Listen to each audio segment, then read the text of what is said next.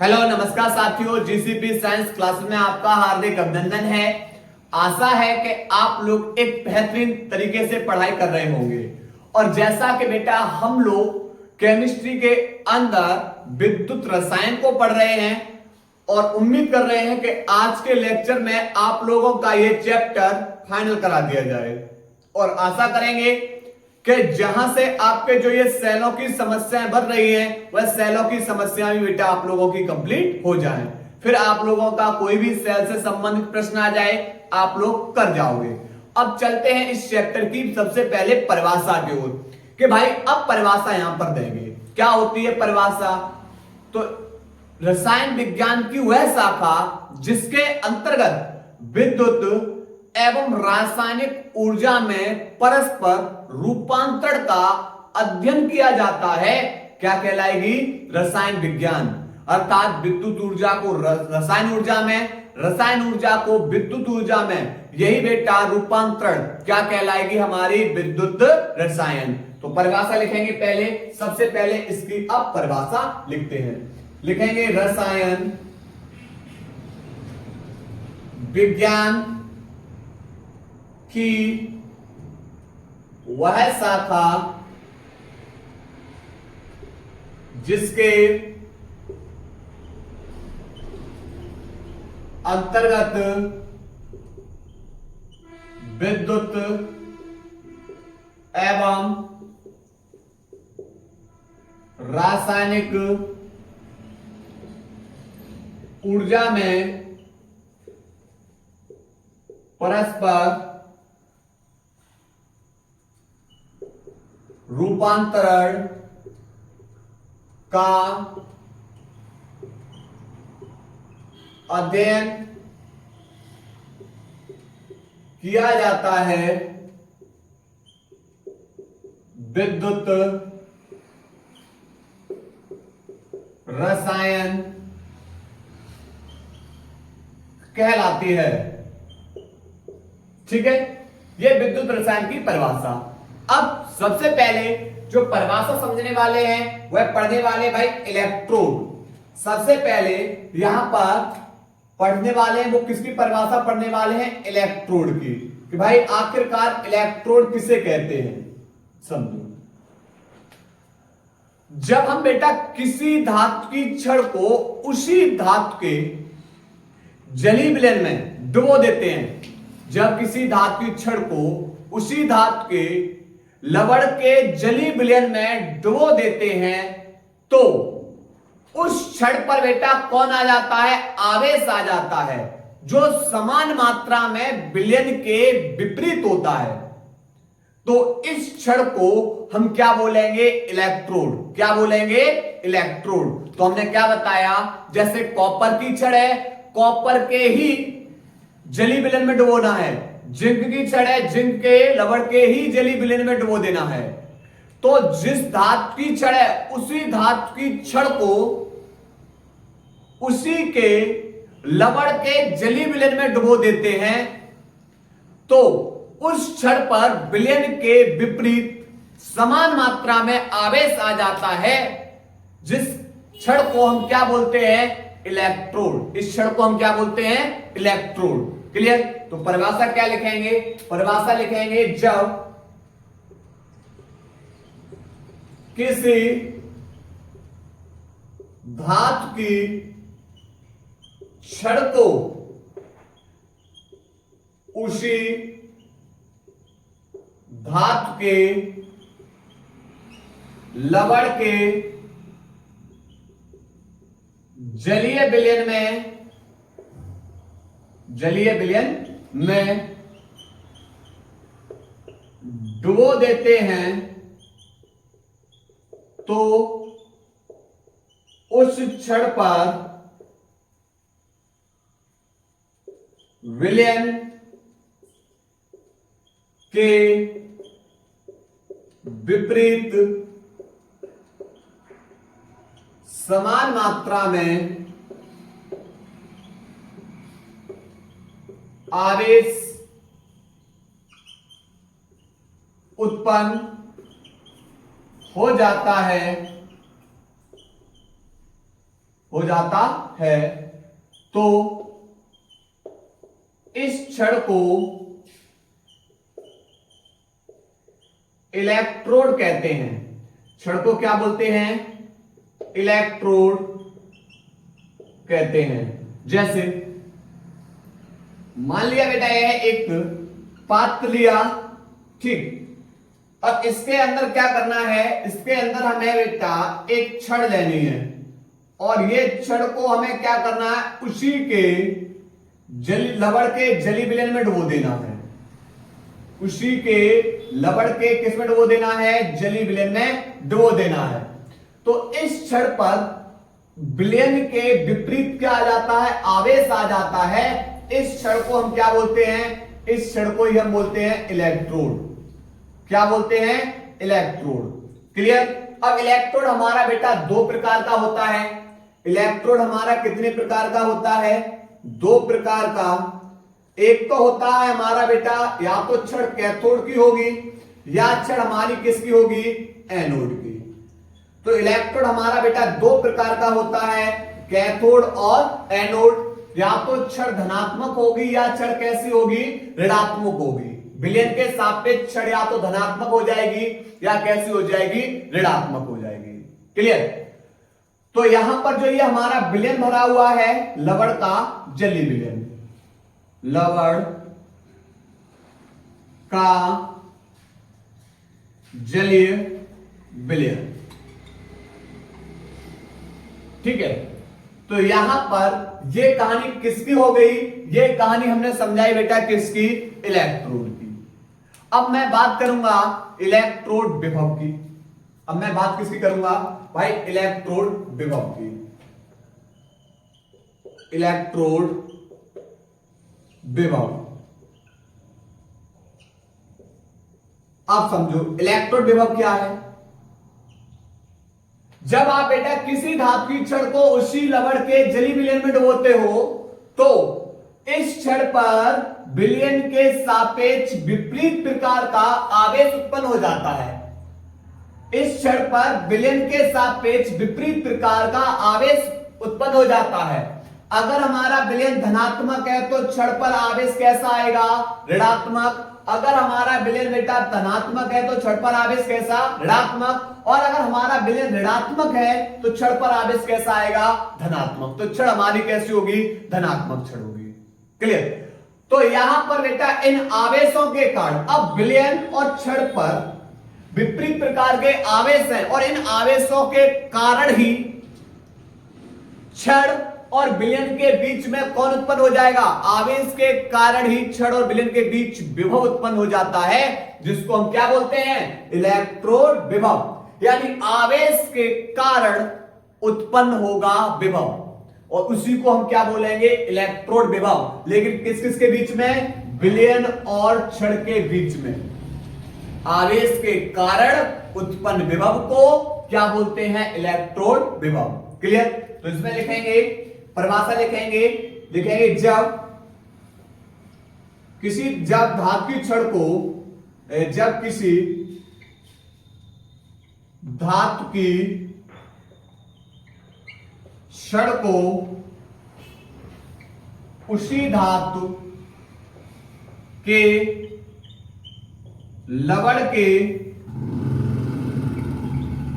जलीय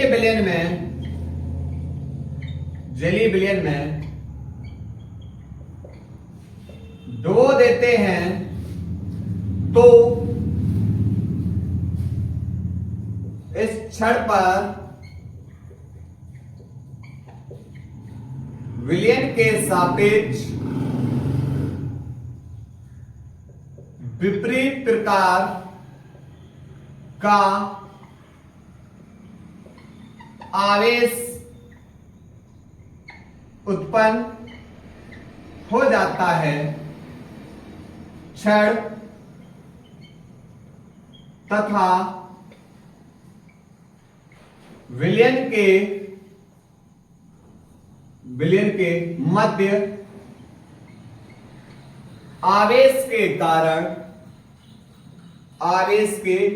कारण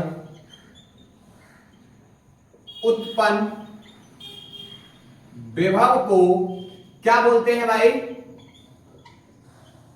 इलेक्ट्रोड विभव कहते हैं। क्लियर? तो जब धातु को बेटा उसके लवण के जली विलयन में डुबो रहे हो तो क्षण पर विपरीत प्रकार का आवेश आ रहा है, विलयन के सापेक्ष क्षण पर विपरीत प्रकार का आवेश आ रहा है, तो यही क्षण हमारी इलेक्ट्रोड कहलाई। लेकिन क्षण और विलयन के मध्य जो आवेश उत्पन्न हुआ उसके कारण उत्पन्न जो विभव उत्पन्न हो रहा है उसको हम क्या बोल रहे हैं? इलेक्ट्रोड विभव। क्लियर? अब यहां पर बात करेंगे इलेक्ट्रोड विभव बेटा निम्न कारकों पर निर्भर करता है। यहां पर मैं बात करूंगा किसकी? इलेक्ट्रोड विभव निम्न कारकों पर निर्भर करता है। इलेक्ट्रोड विभव बेटा निम्न कारकों पर निर्भर करेगा। कैसे? सबसे पहले भाई क्षण की प्रकृति कि आप बेटा जो क्षण ले रहे हो वो कैसी है, इलेक्ट्रॉन को बेटा त्याग पा रही या ग्रहण कर पा रही, भाई ये क्षण की प्रकृति पे निर्भर करेगा। नंबर एक, पहला बेटा किस पे? क्षण की प्रकृति पर निर्भर करेगा। दूसरा पॉइंट, आपने जो विलयन लिया है उस विलयन की प्रकृति पर कि भाई विलयन के अंदर आयन मुक्त हो पा रहे हैं या नहीं हो पा रहे हैं, आवेश आ पा रहा है या नहीं आ पा रहा है, मतलब विलयन की प्रकृति पर। तीसरा, विलयन के अंदर बेटा आपने जो विलयन बनाया है उसके अंदर किसकी मात्रा उपस्थित है? वैद्युत अपघट्य की मात्रा। क्या वैद्युत अपघट्य बेटा जलीय विलयन में आसानी से आयनित हो पा रहा है या नहीं हो पा रहा है? निर्भर कर रहा है वैद्युत अपघट्य की प्रकृति पर। तो यहां पर वैद्युत अपघट्य की प्रकृति पर निर्भर करेगा। चौथा, दाब तथा ताप की परिस्थिति पर, दाब तथा ताप की परिस्थिति पर। भाई आपने क्षण कैसी ली है? पहला। दूसरा, आपने विलयन की सांद्रता, विलयन की सांद्रता कैसी है? ठीक, विलयन की प्रकृति पर निर्भर करेगा। वैद्युत अपघट्य, आपने वैद्युत अपघट्य लिया है वो बेटा कैसा है, किस प्रकार से आयनित हो रहा है। और चौथा, ताप तथा दाब की परिस्थिति पर, यानी ताप कैसा है, दाब कैसा है। ठीक है, तो ये बेटा इलेक्ट्रोड विभव को इलेक्ट्रोड विभव के जो कारक हैं। ठीक है, तो इस टॉपिक को नोट करिए, एक बार इसको स्क्रीनशॉट लीजिए। इसके बाद एक महत्वपूर्ण हेडिंग की ओर चल रही है जिसका नाम है मानक इलेक्ट्रोड विभव। लेकिन मैं अभी आपसे पूछे भाई ये बताओ इलेक्ट्रोड विभव किसे कहेंगे, तो आप बोलोगे सर अभी तो पढ़ के आए इलेक्ट्रोड विभव। क्या बताया कि भाई जब किसी धातु क्षण को उसी धातु के लवण के जलीय विलयन में डुबो देते हैं तो जो क्षण है उस क्षण पर विलयन के विपरीत समान मात्रा में आवेश उत्पन्न हो जाता है। तो आवेश के कारण कौन उत्पन्न होगा? क्षण और विलयन के मध्य विभव उत्पन्न हो जाएगा। आवेश के कारण क्षण और विलयन के मध्य कौन उत्पन्न हो जाएगा? विभव। अरे भैया इसी को तो क्या बोला था? इसी को तो बोला था इलेक्ट्रोड विभव। लेकिन यहां पर अब क्या आ गया? मानक आ गया। मानक का मतलब बेटा स्टैंडर्ड। कोई भी चीज अपने आप में स्टैंडर्ड कब होगी? भाई कुछ तो शर्तें होंगी। तो मानक की बेटा कुछ शर्तें हैं। क्या है मानक की शर्तें? समझिए, मानक की शर्त यह है कि भाई यहां पर जो सांद्रता है, सांद्रता बेटा कैसी होनी चाहिए? इकाई। सांद्रता इकाई होनी चाहिए मानक में। तापमान बेटा मानक में कितना होना चाहिए? 25 डिग्री सी। तथा दाब कितना होना चाहिए? एक वायुमंडल होना चाहिए। यह कंडीशन किसको बताती है? यह कंडीशन बताती है मानक को। तो बेटा अगर ये इलेक्ट्रोड विभव में अगर ये वाली सबकी सब शर्तें लगा दी जाएं तो ये वाली शर्तें लगाने पर बेटा यही क्या बन जाएगा? मानक इलेक्ट्रोड विभव। और जब बेटा यहां पर एक इलेक्ट्रोड है, किसी विलयन में डूबा हुआ है, तो वो अर्ध सेल कहलाएगा। और दो इलेक्ट्रोड बेटा मिलकर क्या बनाते हैं? एक पूर्ण सेल। क्यों? क्योंकि एक इलेक्ट्रोड या तो कैथोड होगा या एनोड। तो बेटा अगर ये कैथोड है तो हमें बेटा एनोड की आवश्यकता होगी। क्लियर? तो यहां पर एक पूर्ण सेल बनाने के लिए हमें किसकी आवश्यकता होती है? कैथोड प्लस एनोड की। ठीक है, अब समझो परिभाषा क्या देंगे? परिभाषा देंगे किसी अर्ध सेल अभिक्रिया में, क्योंकि एक इलेक्ट्रोड है तो हमने शब्द लगा दिया अर्ध सेल। किसी अर्ध सेल अभिक्रिया में जो प्रयुक्त सभी आयनों की सांद्रता, किसी अर्ध सेल अभिक्रिया में प्रयुक्त सभी आयनों की जो सांद्रता हो वो क्या हो? इकाई हो, तापमान 25 डिग्री सी तथा दाब 1 वायुमंडल हो। तो इस प्रकार का जो इलेक्ट्रोड विभव है वही क्या कहलाएगा? मानक इलेक्ट्रोड विभव। क्या कहलाएगा? मानक इलेक्ट्रोड विभव। और इस मानक इलेक्ट्रोड विभव को लिखते हैं बेटा ई नॉट से। किससे लिखेंगे? ई नॉट से। और इलेक्ट्रोड विभव को केवल लिखेंगे ई से। ठीक है, तो परिभाषा लिखेंगे किसी अर्ध सेल अभिक्रिया में प्रयुक्त सभी आयनों की सांद्रता इकाई तापमान 25 डिग्री सी तथा दाब 1 वायुमंडल हो तो इलेक्ट्रोड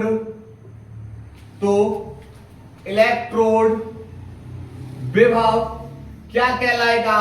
मानक इलेक्ट्रोड विभव कहलाता है। तो इलेक्ट्रोड विभव मानक इलेक्ट्रोड विभव कहलाता है। इससे ई नॉट, ई इलेक्ट्रोड विभव है, नॉट लगा दिया तो क्या लग जाएगा? मानक शब्द। नॉट ई नॉट से प्रदर्शित करते हैं। क्लियर? इलेक्ट्रोड विभव तथा मानक इलेक्ट्रोड विभव को सदैव अपचयन विभव माना जाता है जब तक यह न बताया जाए कि यह ऑक्सीकरण विभव है। मैंने क्या बताया? आपसे बोला है भाई कि चाहे मानक इलेक्ट्रोड विभव हो चाहे इलेक्ट्रोड विभव हो, ये इनको सदैव कैसा माना जाएगा? अपचयन विभव, जब तक यह न बताया जाए कि यह ऑक्सीकरण विभव है। तो यहां पर लिखेंगे इलेक्ट्रोड विभव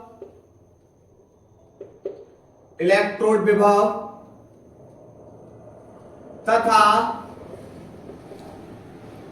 मानक इलेक्ट्रोड विभव को सदैव अपचयन विभव माना जाता है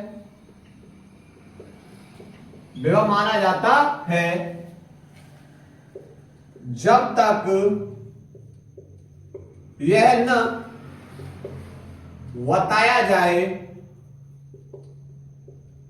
बताया जाए कि यह ऑक्सीकरण विभव है। यह ऑक्सीकरण विभव है। अब समझो थोड़ी सी कहानी बेटा हम समझ रहे हैं अपचयन की, और थोड़ी सी कहानी समझेंगे हम बेटा ऑक्सीकरण की।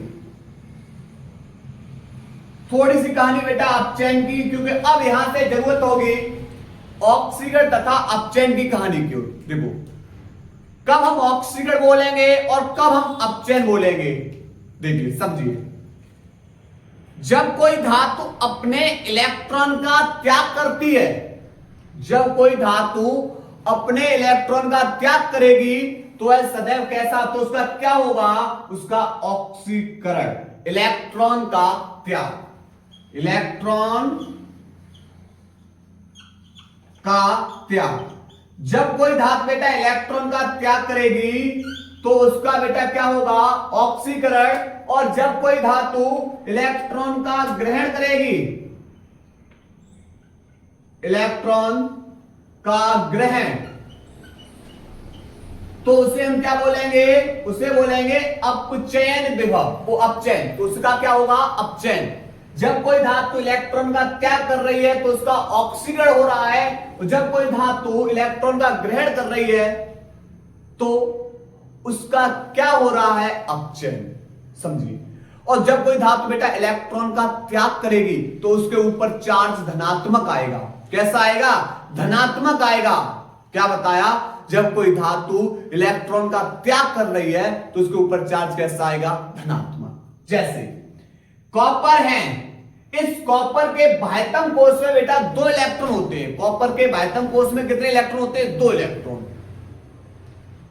तो जब ये कॉपर अपने 2 इलेक्ट्रॉन का क्या करेगी, त्याग, कॉपर के पास 2 इलेक्ट्रॉन है, जब ये अपने 2 इलेक्ट्रॉन का त्याग करेगी तभी कॉपर पे बेटा कितना प्लस आएगा, 2 प्लस।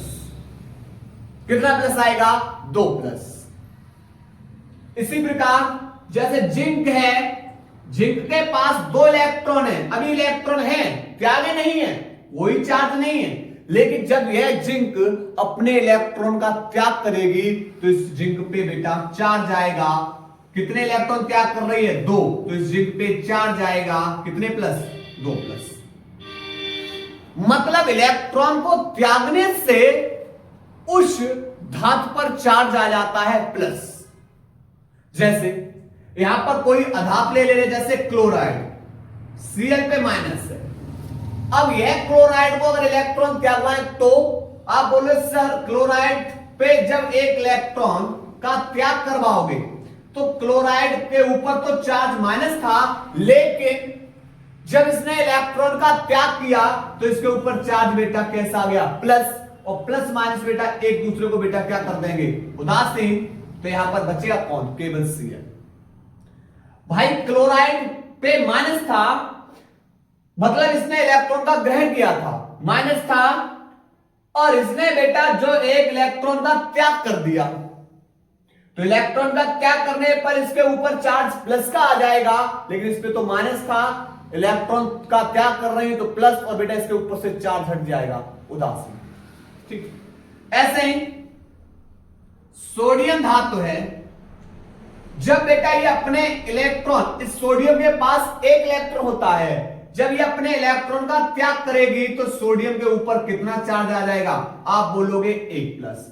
तो ये सब के सब इलेक्ट्रॉन का त्याग कर रही हैं, और त्याग कर रही हैं तो इनके धातुओं के ऊपर बेटा चार्ज, और यही पे बेटा यहां पर ध्यान रखना, इसी का क्या कहलाता है, इसी को बोलते हैं ऑक्सीकरण। जब कोई धातु इलेक्ट्रॉन का त्याग करेगी तो उसका क्या होता है, ऑक्सीकरण। और दूसरी तरफ जब कोई धातु इलेक्ट्रॉन को ग्रहण करेगी तो उसका क्या होता है, उसका हमेशा ध्यान रखना क्या होगा, अपचयन। क्या होगा, अपचयन। जैसे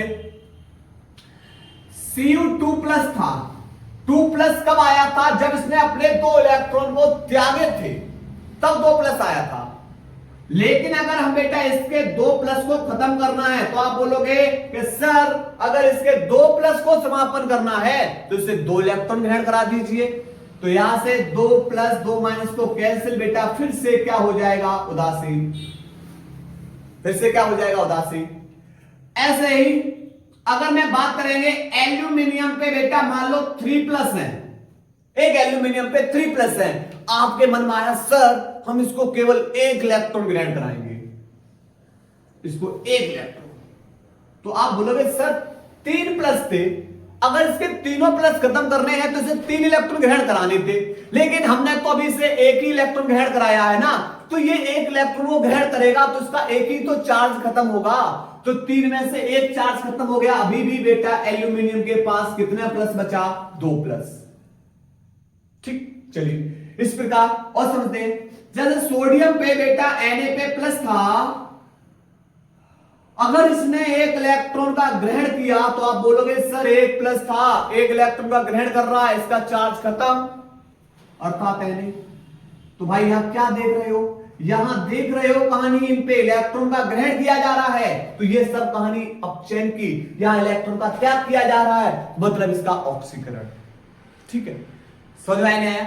चलिए, तो ध्यान रखना है अपचयन में मुझे अगर जो धातु है जिनके ऊपर प्लस चार्ज है जितने भी, उनको उतने ही इलेक्ट्रॉन ग्रहण करा दो, उनका चार्ज खत्म। ठीक है, तो अब चलते हैं थोड़ी सी कहानी की। तो यहां से ध्यान रखना, ये हमारा ऑक्सीकरण और अपचयन विभव की कहानी हो गई। ठीक है, क्योंकि सेलों के अंदर बेटा यहां पर हम लोग पढ़ने वाले हैं, एक ऑक्सीकरण विभव वाला है और एक अपचयन विभव वाला सेल बनेगा। एक के अंदर इलेक्ट्रॉन का त्याग होगा, दूसरा इलेक्ट्रॉन का ग्रहण करेगा। ठीक, तभी तो विद्युत का हम उत्पादन कर पाएंगे। जब इलेक्ट्रॉन गत करेंगे तभी विद्युत का क्या हो पाएगा? उत्पादन। देखो, तो यहां बात करने वाले हैं मानक इलेक्ट्रोड विभव के प्रकार की। मानक इलेक्ट्रोड विभव के प्रकार। भाई मानक इलेक्ट्रोड विभव के प्रकार कितने प्रकार से होता है? 2 प्रकार से। कब इलेक्ट्रॉन त्यागने व ग्रहण करने के आधार पर। इलेक्ट्रॉन के त्यागने व ग्रहण करने के आधार पर भाई कितने प्रकार से है? ये 2 प्रकार से बांटा गया है। कौन कौन सा? नंबर 1, पहला बेटा जो है वो है हमारा ऑक्सीकरण विभव। पहला हमारा कौन सा है? ऑक्सीकरण विभव। अब ऑक्सीकरण विभव की कहानी थोड़ी समझिए। क्या समझ रहे? आप बेटा एक पात्र लोगे, इस पात्र के अंदर आप क्षण को डालोगे और इसके अंदर भरा हुआ है बेटा इसी धातु के लवण का जलीय विलयन। मान लिया यहां पर बेटा ये जिंक की छड़ ले ली, तो जिंक की छड़ को जिंक के ही विलयन के अंदर डालेंगे, यानी ZnSO4। अब चूंकि इसका हम क्या कर रहे हैं? ऑक्सीकरण विभव पढ़ रहे हैं। क्या पढ़ रहे हैं? ऑक्सीकरण विभव। तो ऑक्सीकरण में क्या होता है भैया? धातु है, धातु इलेक्ट्रॉन का त्याग करेगी, धातु इलेक्ट्रॉन का त्याग करेगी। चलिए तो समझते हैं, क्योंकि इलेक्ट्रॉन को त्यागना और ग्रहण करना बेटा ये कहानी कहां की है? यहां धातुओं के अंदर चल रही है। ठीक है, तो ये जिंक भाई साहब थे, ये वाली छड़ बता रहे हैं, इस जिंक पे 2 इलेक्ट्रॉन थे। इस छड़ पे जिंक की छड़ थी, जिंक की छड़ पे 2 इलेक्ट्रॉन हैं। जब ये बेटा जिंक की छड़ 2 इलेक्ट्रॉन का त्याग करेगी तभी बोलोगे सर तभी तो ऑक्सीकरण होगा। इसका ऑक्सीकरण कब होगा? जब यह छड़ अपने इलेक्ट्रॉन का त्याग करेगी। आप बोल रहे सर जिंक की छड़ इलेक्ट्रॉन ना त्याग रही है, फिर क्या करोगे? तो भैया ऑक्सीकरण कहां हुआ? ऑक्सीकरण तभी होगा जब बेटा यह छड़ इलेक्ट्रॉन का त्याग करेगी। जब तक यह छड़ इलेक्ट्रॉन का त्याग नहीं कर रही है भाई इसका ऑक्सीकरण नहीं है। बात समझ में नहीं? तो भाई यहां से ये क्या करेगी? यह छड़ 2 इलेक्ट्रॉन का त्याग करेगी और त्याग करेगी तो इस पे प्लस आ जाएगा, 2 प्लस। अब बात करेंगे कि यहां जिंक की छड़ ने 2 इलेक्ट्रॉनों को क्या किया? मुक्त कर दिया। अब 2 इलेक्ट्रॉनों को मुक्त कर दिया, ये रहे 2 इलेक्ट्रॉन मुक्त, दूसरी ओर जाएंगे। लेकिन बात करेंगे ये Zn2+ कहां चले? ये चले विलयन पे। ये कहां चले? विलयन में। तो आप बोलोगे सर एक कहानी देखने को मिल रही है क्या? कि ये विलयन तो धनात्मक होता जा रहा है। जब ये छड़ इलेक्ट्रॉन का त्याग कर रही है तो ये विलयन तो धनात्मक होता जा रहा है। और हम परिभाषा पढ़ के आए हैं किसके अंदर? इलेक्ट्रोड और इलेक्ट्रोड विभव में, कि भैया जब हम किसी धातु की छड़ को उसी धातु के लवण के जलीय विलयन में डुबोते हैं तो तो इस क्षण पर बिलियन के सापेक्ष विपरीत आवेश आता है। लेकिन यहां पर देख रहे हैं कि जब ये इलेक्ट्रॉन का क्या कर रही है, तो ये इलेक्ट्रॉन तो मुक्त कर दिया और जो Zn2+ है वो बिलियन के अंदर गिर रहा है। और Zn2+ जब बिलियन के अंदर गिर रहा है मतलब बिलियन हमारा धनात्मक हो रहा है। और भैया जब बिलियन धनात्मक है तो ये फिर बेटा कैसी होगी, क्षण हमारी हो जाएगी भाई ऋणात्मक। क्षण हमारी कैसी होगी, ऋणात्मक। बात सही है, आप लोग समझ चुके होंगे कि बेटा Zn ने 2 इलेक्ट्रॉन त्यागे थे वो तो मुक्त कर दिए, जो Zn2+ था वो बिलियन में गिरना शुरू हो गया, बिलियन धनात्मक और क्षण हमारी ऋणात्मक। क्लियर? तो इसमें लिखेंगे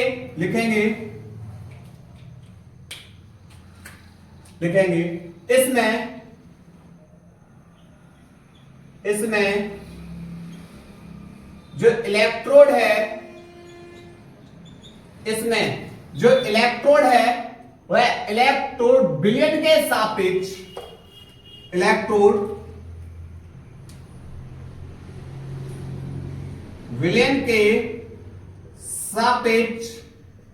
कैसा होता है, बिलियन के सापेक्ष जो इलेक्ट्रोड है बिलियन के सापेक्ष ऋणात्मक होता है।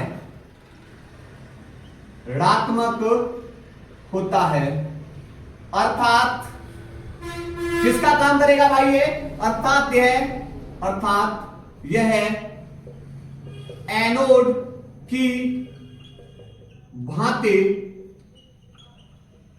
व्यवहार करती है। अर्थात यह बेटा किसकी भांति व्यवहार करेगी, एनोड की भांति व्यवहार करती है।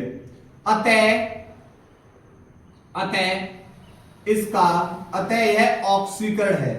अतः यह क्या है, अतः यह ऑक्सीकरण विभव है। क्लियर? जैसे M धातु है, इलेक्ट्रॉन का त्याग करेगी तो बेटा यहां पर इसके ऊपर चार्ज कैसा आएगा, प्लस। ठीक है, तो यहां पर ये प्लस है वो बिलियन में जा रहा है, इलेक्ट्रॉन मुक्त किए जा रहे हैं।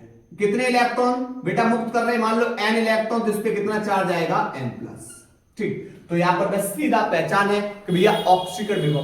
तो ऑक्सीकरण विभव में आप बोलोगे कि ये क्षण तो ऋणात्मक हो रही है और बिलियन हमारा धनात्मक है। और जब क्षण बेटा ऋणात्मक होगी तो किसका काम करेगी, यह बेटा एनोड की भांति। किसका भांति, एनोड की भांति। ठीक, ऐसे। अब बेटा दूसरा समझेंगे, अपचयन विभव। अपचयन विभव में क्या है भाई, इलेक्ट्रॉन का ग्रहण। अब समझो कहानी है, यहां से बेटा हमने एक पात्र ले लिया, इस पात्र के अंदर अब मैं डाल दी कॉपर की छड़। किसकी छड़ डाल दी, कॉपर की। और यहां पर कॉपर का ही विलयन भर दिया। तो आप बोलोगे सर अपचयन में तो इलेक्ट्रॉन को ग्रहण किया जाता है, अपचयन में इलेक्ट्रॉन को क्या किया जाता है, ग्रहण। क्या ये कॉपर इलेक्ट्रॉन को ग्रहण करेगा, क्या ये कॉपर इलेक्ट्रॉन को ग्रहण करेगा? आप बोलोगे सर इस कॉपर पे तो कोई चार्ज ही नहीं है जो ये ग्रहण करे, कॉपर पे तो कोई चार्ज ही नहीं है भैया जो इलेक्ट्रॉन को ग्रहण करे। बस कॉपर एक चीज कर सकता है भाई, 2 इलेक्ट्रॉन हैं, उन 2 इलेक्ट्रॉन का क्या कर देगा, तो कॉपर के ऊपर बेटा चार्ज कितना आ जाएगा, 2+। लेकिन इलेक्ट्रॉन क्या करवा रहे हो, तो ये तो ऑक्सीकरण हो रहा है, लेकिन हमें तो बेटा क्या कराना है, इसका अपचयन कराना है। तो फिर क्या होगा, अपचयन का मतलब इस पे इलेक्ट्रॉन को ग्रहण कराना होगा। तो फिर बेटा ये बेचारा रिक्वेस्ट करेगा इस विलयन से कि भाई दत्तू एक काम करियो कि यहां से 2 इलेक्ट्रॉन आ रहे हैं, उनको क्या करना है, ग्रहण करना है। तो फिर क्या होगा, ये कॉपर सल्फेट टूट जाएगा, Cu2 प्लस SO4 2-। तो यही बेटा Cu2 प्लस क्या करेंगे, 2 इलेक्ट्रॉन का ग्रहण। और जब 2 इलेक्ट्रॉन का ग्रहण करेंगे तो फिर क्या बन जाएंगे बेटा, Cu। बात समझ में आई नहीं?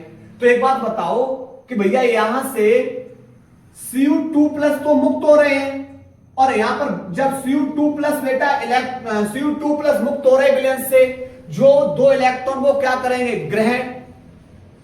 और SO4 बच रहा है, तो विलयन के अंदर से बेटा विलयन के अंदर SO4 तो 2- बच रहा है, और Cu2+ क्या हो रहे हैं, मुक्त हो रहे हैं। विलयन से Cu2+ मुक्त हो रहे हैं और SO4 बच रहा है। तो आप बोलोगे सर ये वाला विलयन तो ऋणात्मक हो रहा है। हाँ भाई, ये विलयन तो ऋणात्मक है, तो जब ये विलयन ऋणात्मक है तो क्षण कैसी होगी? क्षण धनात्मक होगी। क्षण कैसी होगी? धनात्मक। तो ये क्षण धनात्मक होगी, भाई किसका काम करेगी? यह काम करेगी कैथोड का। किसका काम करेगी? कैथोड का। तो यहां लिखेंगे, यहां पर लिखेंगे भाई कि लिखेंगे इसमें इलेक्ट्रोड विलयन के सापेक्ष, विलयन के सापेक्ष धनात्मक होता है, धनात्मक होता है, अर्थात कैथोड की भांति व्यवहार करता है। ठीक है, तो यहां से कहानी बेटा ऑक्सीकरण और अपचयन विभव दोनों की समझ में आई कि भाई जब ऑक्सीकरण विभव है तो हमारी क्षण कैसी होगी और अपचयन विभव है तो क्षण अब कैसी होगी। ठीक, यहां पर एक नोट पॉइंट है, वो नोट पॉइंट मैं यहां पर लिख दे रहा हूं, नोट पॉइंट ध्यान रखना, या इसको अलग करके समझा दूंगा, अलग करके समझा दूंगा, पहले इसका स्क्रीनशॉट।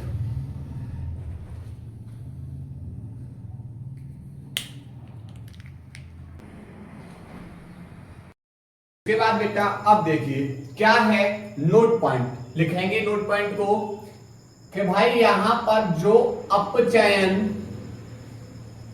अपचयन विभव तथा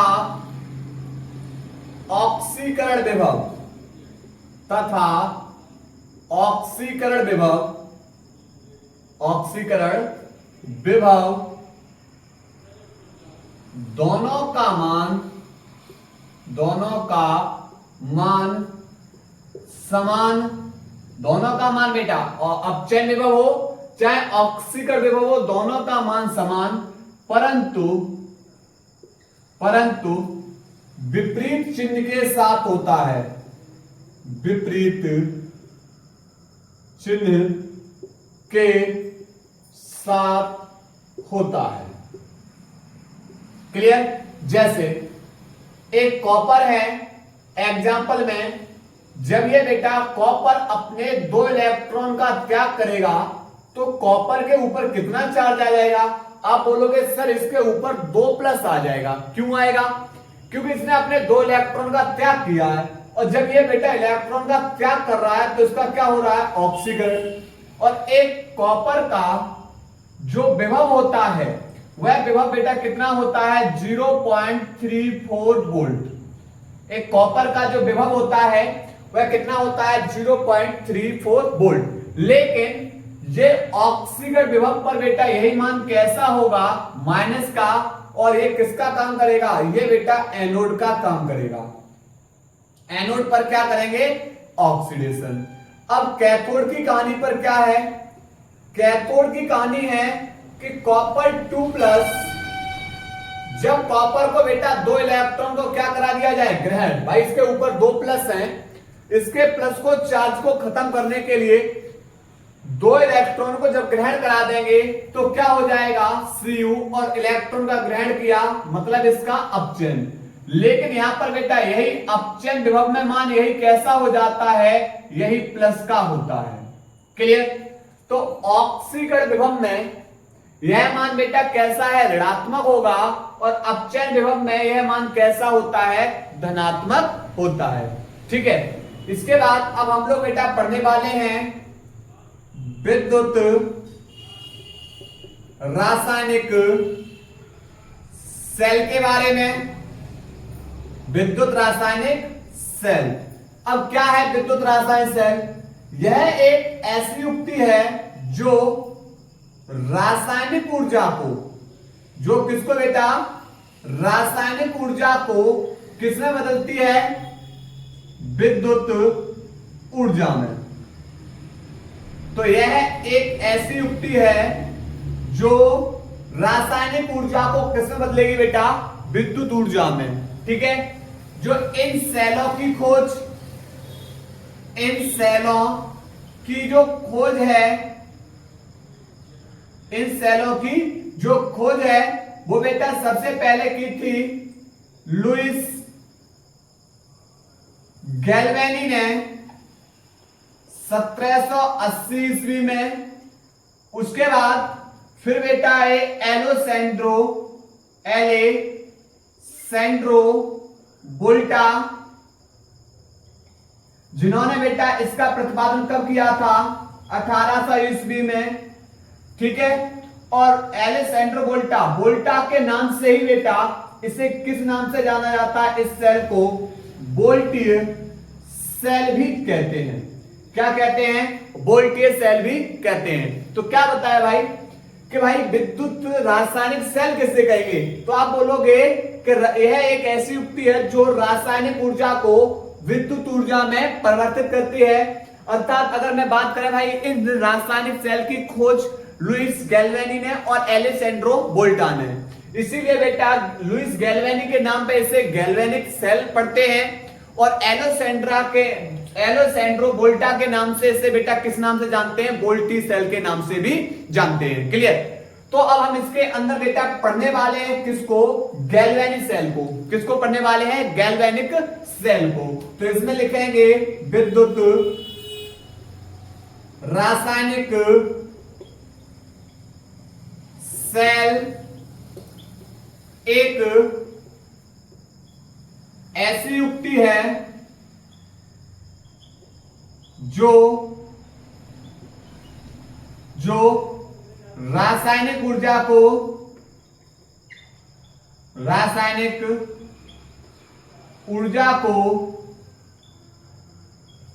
विद्युत ऊर्जा में परिवर्तित करते हैं। क्लियर? तो अब बेटा हम लोग गैल्वेनिक सेल को पढ़ेंगे और आज से बेटा आप लोग गैल्वेनिक सेल को कभी नहीं भूलोगे। इस तरीके से गैल्वेनिक सेल को पढ़ने वाले हैं। क्लियर? नोट करिए पहले इसको। बाद बेटा हम लोग समझने वाले हैं गैल्वेनिक सेल को कि भाई क्या है गैल्वेनिक सेल और भाई इसका कार्य क्या होता है, कैसे हम गैल्वेनिक सेल को बनाएंगे और इसके उदाहरण को भी समझेंगे। देखिए गैल्वेनिक सेल का जो उदाहरण है वह डैनियल सेल है। गैल्वेनिक सेल का एक उदाहरण क्या हमारा? डैनियल सेल भी है। तो हम क्या करेंगे भाई कि गैल्वेनिक सेल बनाएंगे कैसे और इसका कार्य क्या होता है, तो समझिए। यहां पर क्या बताया हमने बताया भैया जो गैल्वेनिक सेल होता है, गैल्वेनिक सेल है वह क्या करेगा? ये गैल्वेनिक सेल किसको? रासायनिक ऊर्जा को किसमें बदल देगा? विद्युत ऊर्जा में।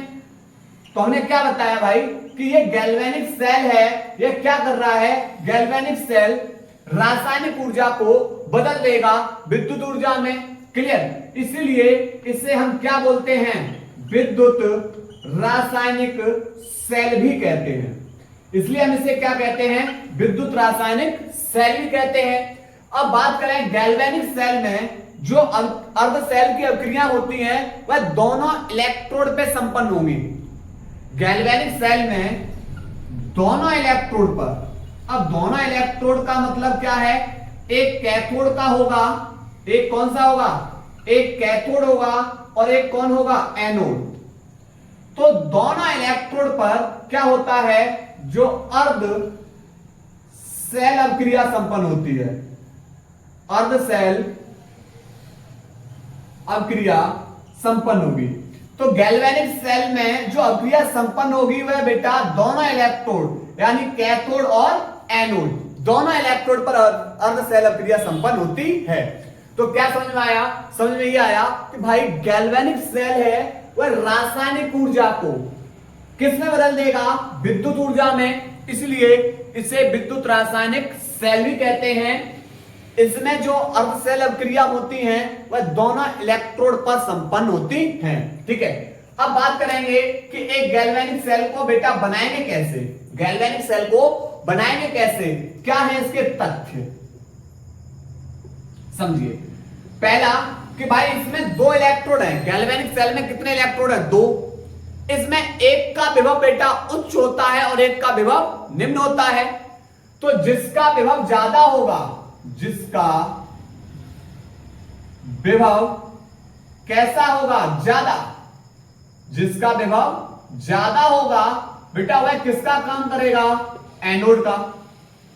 और जिसका विभव कम होगा, जिसका विभव कैसा होगा, कम, वह किसका काम करेगा, वह करेगा कैथोड का। तो पहला पॉइंट हमने क्या बताया कि गैल्वेनिक सेल में दो इलेक्ट्रोड हैं, जिस इलेक्ट्रोड का विभव ज्यादा होगा वह एनोड का काम करेगा, और जिस इलेक्ट्रोड का विभव बेटा कम होगा वह किसका काम करेगा, वह कैथोड का काम करेगा। ठीक। सेकंड पॉइंट, जो एनोड है गैल्वेनिक सेल में, एनोड का होगा बेटा ऑक्सीकरण, एनोड का क्या होगा, ऑक्सीकरण, तथा जो कैथोड होगा, कैथोड पर क्या होगा, अपचयन।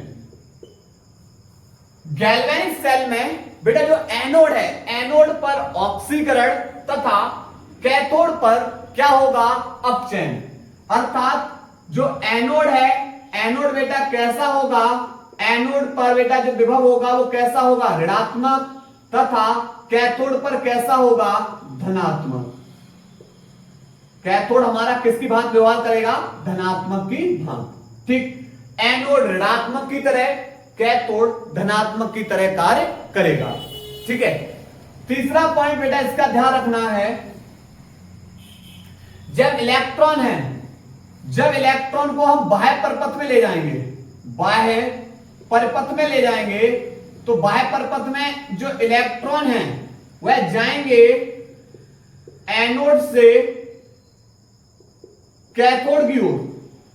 बाह्य परिपथ में इलेक्ट्रॉन जाएंगे एनोड से कैथोड की ओर, और आंतरिक परिपथ में, किसमें, जब आंतरिक परिपथ की बात करेंगे तो यही इलेक्ट्रॉन आएंगे बेटा किधर, कैथोड से एनोड की ओर, विपरीत दिशा में। तो एक गैल्वेनिक सेल के बेटा हमने ये लिख दिए 7। बेटा कितने पॉइंट हमको ध्यान रखने हैं। ठीक है। सबसे पहला पॉइंट हमने क्या बताया, मैंने बताया भाई गैल्वेनिक सेल किसे कहेंगे, तो आप बोलो सर गैल्वेनिक सेल है ना वह रासायनिक ऊर्जा को बदलेगा, किसके अंदर, विद्युत ऊर्जा के अंदर। और जब विद्युत ऊर्जा बदलेगा तो इसे हम इस विद्युत रासायनिक सेल भी कहेंगे। क्यों, क्योंकि विद्युत रासायनिक सेल भी तो यही कर रहा है, क्या कर रहा, कि भाई रासायनिक ऊर्जा को किसमें बदल रहा है, विद्युत ऊर्जा में। ठीक। तो इसलिए इसे हम क्या बोलते हैं, विद्युत रासायनिक सेल भी कहते हैं। इसमें क्या होता है, इसमें गैल्वेनिक सेल में जो अर्ध सेल अभिक्रिया होती है वह दोनों इलेक्ट्रोड पर संपन्न होती है। दोनों इलेक्ट्रोड अर्थात कैथोड और एनोड दोनों इलेक्ट्रोड पर संपन्न होती है। अब बात आ रही है कि गैल्वेनिक सेल को बनाएंगे कैसे। तो बिल्कुल एक गैल्वेनिक सेल के अंदर बेटा दो इलेक्ट्रोड हैं, एक जिसका विभव ज्यादा होगा और एक जिसका विभव कैसा होगा, कम। भाई जिसका विभव ज्यादा होगा वह एनोड की तरह और जिसका विभव कम होगा वह कैथोड की तरह कार्य करेगा। एनोड पर क्या होगा, ऑक्सीकरण, और वह किसकी भांति व्यवहार करेगा, ऋणात्मक की तरह, तथा कैथोड पर क्या करेगा, अपचयन, और वह किसकी भांति व्यवहार करेगा, धनात्मक की तरह। कैथोड हमारा धनात्मक की तरह, एनोड हमारा ऋणात्मक की तरह कार्य करेगा। ठीक है। अब बात करेंगे कि जब बेटा यहां पर एक का ऑक्सीकरण होगा और एक का अपचयन होगा, तो भाई यहां से ऑक्सीकरण वाला तो इलेक्ट्रॉन को त्यागेगा, तो ये इलेक्ट्रॉन बेटा जाएंगे एनोड से कैथोड की ओर, किसमें, बाह्य परपथ में। बाह्य परपथ में इलेक्ट्रॉन जाएंगे एनोड से कैथोड की ओर, और आंतरिक परपथ में इलेक्ट्रॉन जाएंगे कैथोड से एनोड की ओर। ठीक है।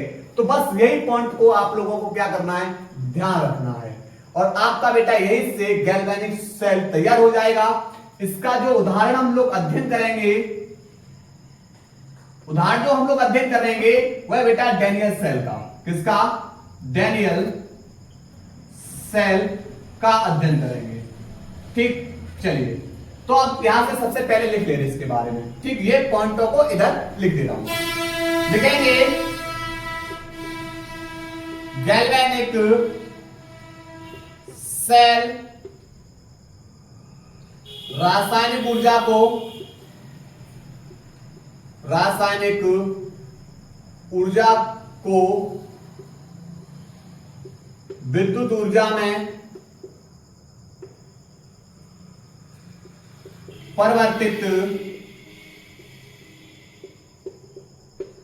कर देता है, इसलिए इसे विद्युत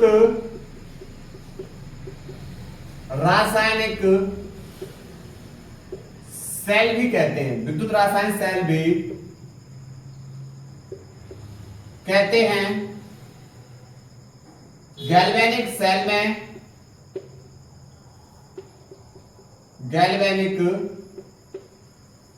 सेल में दोनों इलेक्ट्रोडों पर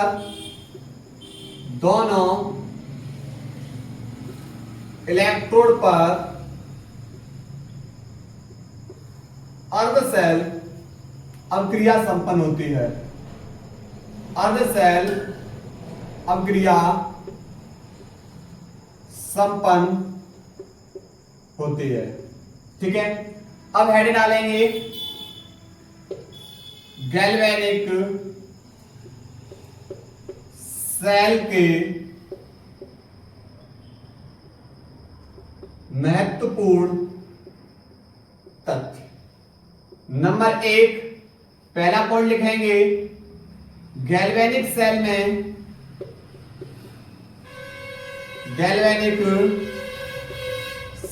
में अधिक विभव वाला इलेक्ट्रोड एनोड तथा कम विभव वाला इलेक्ट्रोड तथा कम विभव वाला इलेक्ट्रोड कैथोड का कार्य करता है। दूसरा पॉइंट,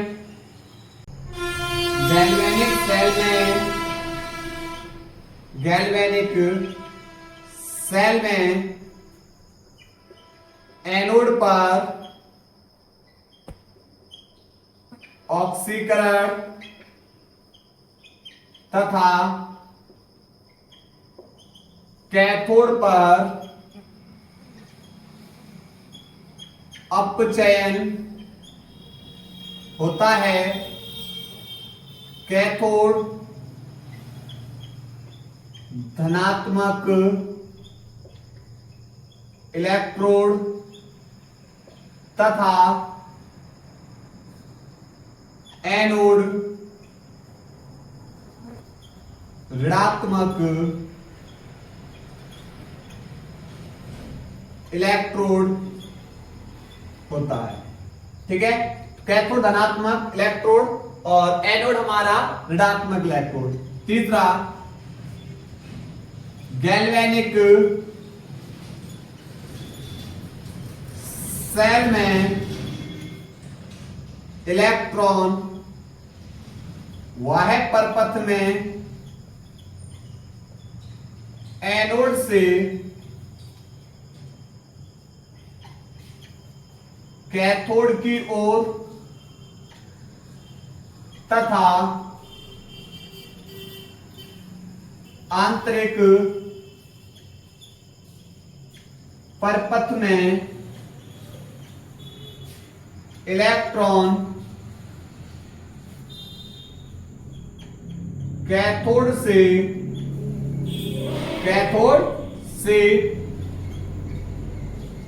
एनोड की ओर गति करते हैं।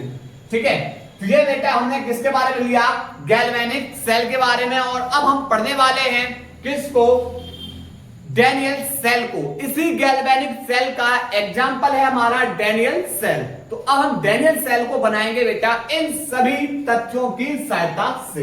ये सब के सब तथ्य में बेटा आवश्यकता पड़ेगी। क्लियर, नोट करिए बेटा यहां तक। चलते भाई अपने डैनियल सेल की ओर। तो हेडिंग डालेंगे डैनियल सेल। Daniel cell.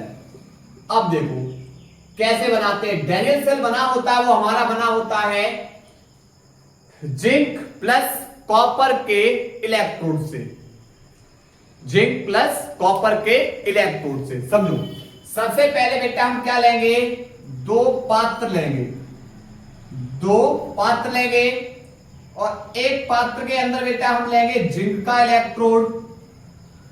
अब यहां पर बेटा जिंक का इलेक्ट्रोड है तो उसी धातु के विलयन में डुबोएंगे। तो यहां पर ये बेटा जो विलयन होगा वो होगा ZnSO4 और यह इलेक्ट्रोड बेटा हमारा किसका है, जिंक का। जिंक का इलेक्ट्रोड जिंक के लवण के जलीय विलयन में। दूसरा लेंगे बेटा दूसरा पात्र और दूसरे पात्र के अंदर बेटा हम डालेंगे कॉपर का इलेक्ट्रोड। अब कॉपर का इलेक्ट्रोड है बेटा तो वह किसमें होगा, कॉपर के ही लवण के जलीय विलयन में, अर्थात कॉपर का जो लवण का जलीय विलयन है वह CuSO4 और ये बेटा किसका है, कॉपर की छड़। ये कॉपर की छड़ को कॉपर के विलयन में, जिंक की छड़ को जिंक के विलयन में डाल दिया। ठीक, ये अलग इलेक्ट्रोड है, ये अलग इलेक्ट्रोड है बेटा, और दोनों एक एनोड की भांति व्यवहार करना शुरू करेगा और एक कैथोड की भांति। क्लियर। अब चूंकि ये बेटा दोनों के दोनों अर्ध सेल है, ये भी अर्ध सेल है और ये भी कैसा है, अर्ध सेल है। ठीक है। अब इसके बाद क्या करेंगे, इसे एक धारा मापी के द्वारा जोड़ देते हैं। किसके द्वारा, धारा मापी के द्वारा जोड़ देते हैं, धारा को मापने वाला यंत्र। ठीक है। अब होगा क्या, इसके अंदर बेटा जो जिंक का विभव होता है, जिंक का जो विभव होता है वह 0.76 वोल्ट है। जब हम विद्युत रासायनिक श्रेणी पढ़ाएंगे तब आपको बताएंगे। और जो कॉपर का विभव होता है, कॉपर का जो विभव है वह कॉपर का विभव बेटा होता है 0.34 वोल्ट। तो यहां पर बेटा आपके सामने दोनों के विभव लिख दिए कि भाई जिंक का विभव कितना है, तो जिंक का विभव आपके सामने दिखाई दे रहा होगा 0.76 वोल्ट और कॉपर का विभव है 0.34 वोल्ट। ठीक है। जब हम आप लोगों को विद्युत रासायनिक श्रेणी पढ़ाएंगे तो आपको बेटा एक एक पॉइंट यहां से क्लियर हो जाएगा। ठीक है। अभी सिर्फ इस चीज को समझना है। तो हमने सबसे पहले क्या पॉइंट बताया कि भाई यहां पर गैल्वेनिक सेल को बना तो रहे हो लेकिन उसके लिए कुछ शर्तें हैं। क्या है कि भाई जिसका विभव ज्यादा होगा वह किसका भांति व्यवहार करेगा, एनोड का। किसका व्यवहार करेगा, एनोड का। और जिसका विभव कम होगा वह किसकी भांति व्यवहार करेगा, कैथोड का। तो आप भैया बताओ इसमें कौन सा एनोड है और कौन सा कैथोड है। तो आप बोलोगे सर जो जिंक का विभव ज्यादा है इसलिए यह किसका काम करेगा, एनोड का, और कॉपर का विभव कम है इसलिए बेटा यह किसका काम करेगा, कैथोड का। तो यहां पर ये तो एनोड और कैथोड पहचान लीजिए। ठीक। अब दूसरे तथ्य की ओर गए कि एनोड पर होता है ऑक्सीकरण, मतलब एनोड पर क्या होगा, ऑक्सीकरण, तथा कैथोड पर क्या होता है, कैथोड पर बेटा होता है अपचयन। कैथोड पर क्या होता है, अपचयन। ठीक, ये क्लियर हो गया कि भाई एनोड पर ऑक्सीकरण और कैथोड पर अपचयन। लेकिन यहां पर जो कैथोड होता है वह किसकी भांति, धनात्मक इलेक्ट्रोड की भांति व्यवहार करेगा। तो भैया ये कैथोड है ना, ये किसकी भांति व्यवहार करेगा, धनात्मक इलेक्ट्रोड की भांति। और एनोड है, एनोड हमारा बेटा किसकी भांति व्यवहार करेगा, ऋणात्मक इलेक्ट्रोड की भांति व्यवहार करेगा।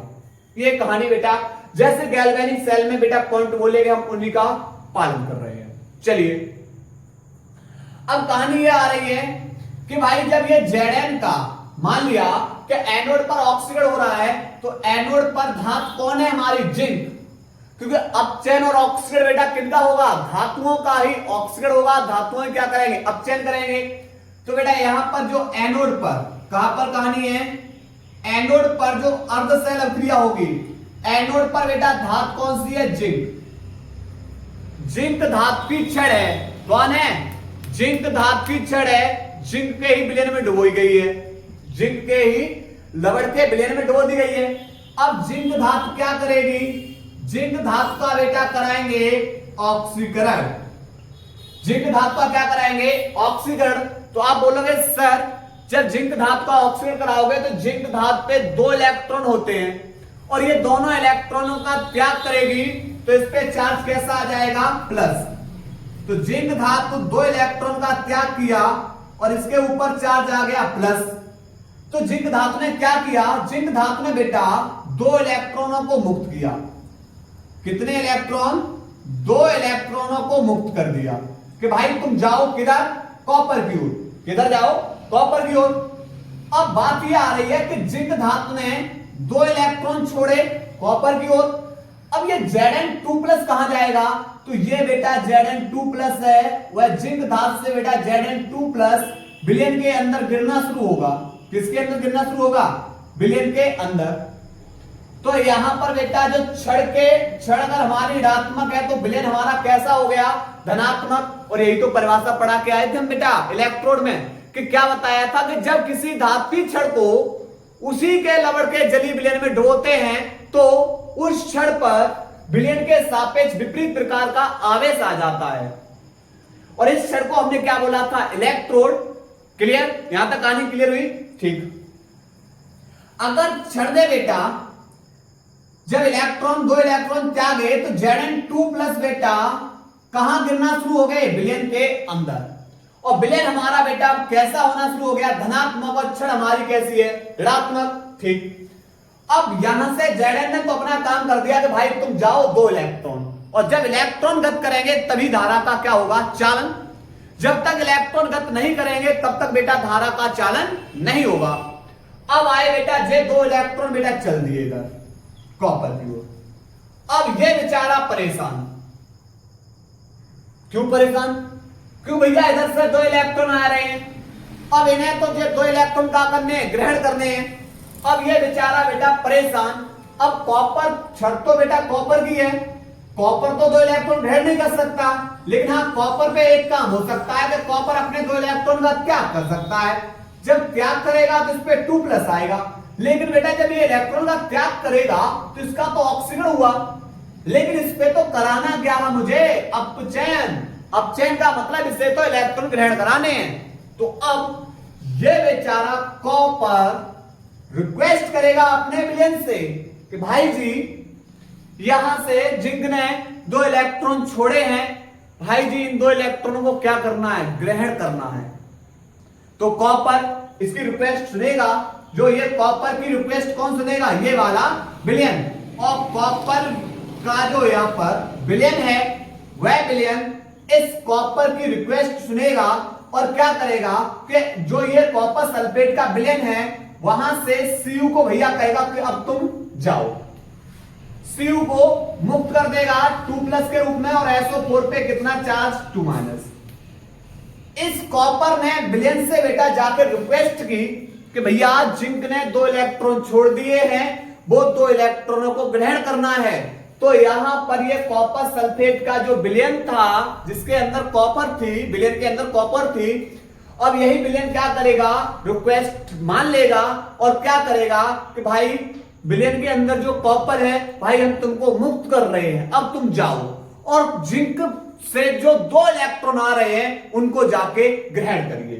तो ये बेटा कॉपर सल्फेट के विलयन ने Cu2+ को मुक्त कर दिया और इसके अंदर बचेगा कौन, SO4 2-। यानी विलयन बेटा हमारा ऋणात्मक होना शुरू और क्षण बेटा कैसी आ गई, धनात्मक, क्योंकि Cu2+ क्षण पे आ गए। अब हुआ क्या कि बेटा ये कहानी कैथोड पर चल रही है। हुआ ये कि यहां से कि ये Cu2+ जो विलयन से Cu2+ बाहर निकाले जा रहे हैं, वो Cu2+ वेलकम करेंगे इन दोनों इलेक्ट्रॉन का, वेलकम करेंगे इन दोनों इलेक्ट्रॉन का। और Cu2+ बेटा दोनों इलेक्ट्रॉन को ग्रहण करेंगे। कॉपर के ऊपर 2+ था, दोनों इलेक्ट्रॉन ग्रहण कर लेगा, इसका चार्ज क्या हो जाएगा, खत्म। और इसने बेटा इलेक्ट्रॉन का ग्रहण किया, इसलिए अपचयन। अब यहां से हुआ क्या कि जैसे इसने बेटा जिंक के 2 इलेक्ट्रॉन ग्रहण करिए, तो ये तो कॉपर बन गया, और कॉपर बन गया बेटा तो ये छड़ कॉपर की है, कॉपर और बढ़ना शुरू हो गया, कॉपर और बढ़ना शुरू हो जाएगा। बेटा जिंक की छड़ एक स्थिति ऐसी आएगी कि जिंक की छड़ बेटा इलेक्ट्रॉन त्याग रही है, Zn2+ विलयन में गिर रहा है, जिंक की छड़ बेटा घटती जा रही है। जिंक की छड़ बेटा क्या होती जा रही है, जिंक की छड़ घटती जा रही है, इसकी छड़ में बेटा कमी आ रही है। उधर दूसरी ओर बेटा क्या कर रहा है कि कॉपर सल्फेट के विलयन से कॉपर मुक्त हो रहा है, इलेक्ट्रॉन को ग्रहण कर रहा है, और लगातार छड़ को बेटा क्या हो रही है, मोटी होती जा रही है। और अंततः एक स्थिति ऐसी आएगी कि बेटा ये छड़ गल के पूर्ण रूप से विलयन के अंदर चली जाएगी और इलेक्ट्रॉन का प्रवाह रुक जाएगा। और जब इलेक्ट्रॉन का प्रवाह रुक जाएगा तो फिर ये सेल काम करना बंद हो जाएगा, ये सेल क्या हो जाएगा, काम करना बंद हो जाएगा। तो मुझे बेटा इसको अधिक लंबे समय तक उपयोग में लाने के लिए फिर एक नई तकनीक अपनानी पड़ेगी, और क्या कि इसके अंदर डालेंगे बेटा लवण सेतु। इसके अंदर क्या डाल देंगे, लवण सेतु, साइट ब्रिज। क्या होगा ये, लवण सेतु, ठीक है। जिलेटिन, जिलेटिन या अथवा अगार अगार की उपस्थिति, अथवा अगार अगार की उपस्थिति में। देखो अब लवण सेतु जैसे NaCl, KCl आदि, जैसे लवण को डाला तो कहानी बेटा यह हुई कि Na पे प्लस होता, Cl पे माइनस। अब बताओ प्लस वाला किधर जाएगा, माइनस वाला किधर जाएगा। तो अब बोलोगे कि सर ये Na+ जो ये ऋणात्मक विलयन है उधर जाना शुरू हो जाएगा, Cl- जो ये ऋणात्मक धनात्मक विलयन है उधर जाना शुरू, यानी Cl धनात्मक की ओर और Na+ ऋणात्मक की ओर बेटा गत करना शुरू हो जाएंगे, और इलेक्ट्रॉन का फिर से प्रवाह होना शुरू हो जाएगा, और सेल हमारा जो रुका हुआ सेल था वह फिर से काम करना शुरू हो जाएगा। तो ये पूरा का पूरा बेटा हमारा कौन हो गया, डैनियल सेल। एनोड पर ये बेटा हमारी अर्ध अवक्रिया, अर्ध अवक्रिया एनोड पर ये रही, और कैथोड पर अर्ध अवक्रिया हमारी ये रही, अर्ध अवक्रिया, ठीक है। तो अर्ध सेल अवक्रिया बेटा एनोड पर ये है और कैथोड पर ये है, ठीक। तो ये बेटा हमारा कौन तैयार हो चुका है, डैनियल सेल, ठीक है। अब इसके बारे में थोड़ा सा लिख लेंगे। क्या लिखेंगे, लिखेंगे डैनियल सेल, डैनियल सेल एक प्रारूपिक, प्रारूपिक गैल्वेनिक सेल है। क्या है बेटा, ये गैल्वेनिक सेल है जिसमें 2 विलयन कॉपर सल्फेट तथा जिंक सल्फेट प्रयुक्त होते हैं, प्रयुक्त होते हैं। दोनों अर्ध सेलों के मध्य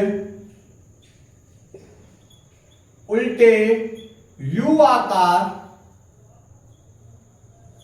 की, उल्टे यू आकार की नली प्रयुक्त होती है, जिसे लवण सेतु कहते हैं। जिसे बेटा क्या बोलेंगे, लवण सेतु कहते हैं। इसकी सहायता से, इसकी सहायता से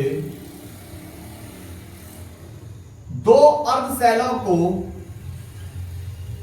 2 अर्ध सेलों को एक पूर्ण सेल बना दिया जाता है, पूर्ण सेल बना दिया जाता है। ठीक है, तो ये बेटा हमारा डैनियल सेल हो चुका, नोट करिए इसको।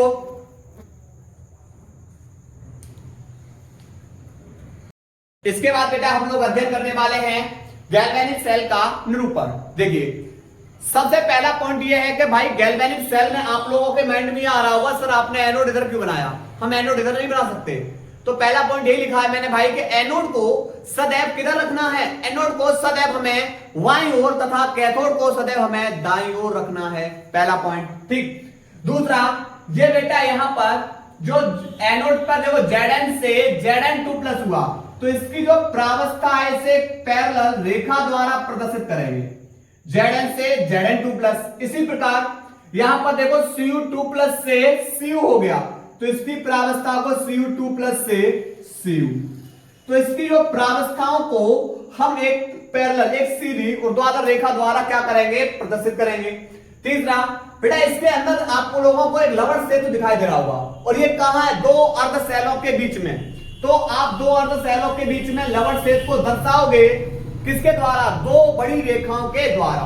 तो दो अर्ध सेलों के बीच में ये क्या है, लवण सेतु है। ये कहानी कहां पर है, एनोड पर है, और ये कहानी कहां पर है, कैथोड पर है।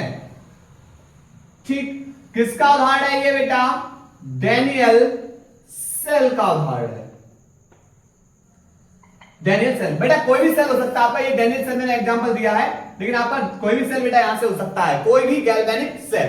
ठीक है, उसके बाद अगर इसकी बेटा सांद्रता दे रखी है 0.1 मोलर, 0.1 मोलर, तो बेटा यहां पर इसे कॉमा के साथ भी दर्शा सकते हैं।